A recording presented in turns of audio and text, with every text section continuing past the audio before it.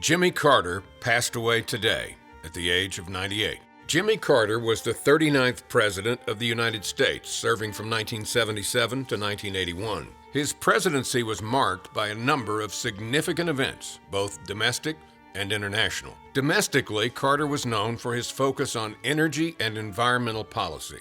He established the Department of Energy and the Department of Education, and he also signed the Superfund legislation into law, which was designed to clean up hazardous waste sites. Internationally, Carter is perhaps best known for his efforts to broker peace in the Middle East, which culminated in the signing of the Camp David Accords in 1978. The Accords were a historic agreement between Egypt and Israel that established a framework for peace negotiations and led to the normalization of relations between the two countries. Carter was awarded the Nobel Peace Prize in 2002 for his role in the negotiations. Carter also had to deal with a number of international crises during his presidency, including the Iranian Hostage Crisis, in which 52 Americans were held hostage in the U.S. Embassy in Tehran for 444 days. Carter's efforts to negotiate for their release was unsuccessful. On April 24, 1980, Carter ordered Operation Eagle Claw, an ill-fated military operation to rescue the 52 American hostages held in Tehran, which ended with 8 U.S. servicemen dead and no hostages rescued. The next day, a somber Jimmy Carter gave a press conference in which he took full responsibility for the tragedy. And the hostages were not released for another 270 days on the day that Ronald Reagan was inaugurated as president. Carter's presidency was also marked by high inflation, high unemployment, and a stagnant economy, which contributed to his defeat in the 1980 presidential election.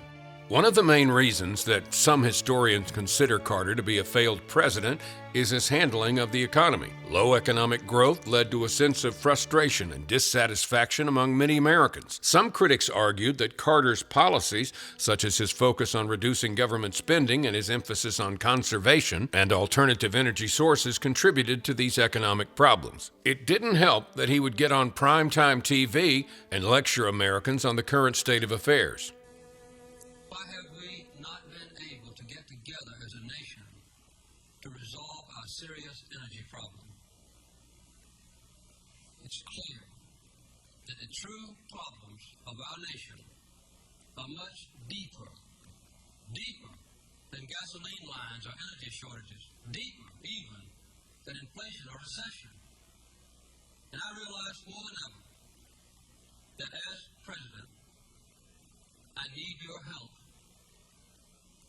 His re-election campaign is one of the worst landslides in American history. He only won 6 states plus D.C. However, this is not what Carter's legacy will be. When most presidents leave office, they either use the presidency to enrich themselves or stay active in politics trying to maintain their legacy. Although Carter would comment every so often, he mostly stayed out of D.C. affairs. For a man that lived the longest after his presidency, he made it count. Carter's organization helped bring a drinking straw that helps filter out guinea worm disease out of local drinking sources in impoverished countries. He was also involved in election securities, peace deals, and many relief efforts. Along with his wife Rosalind, he also helped to build innumerable Habitat for Humanity houses for the less fortunate, most of the time serving as a carpenter.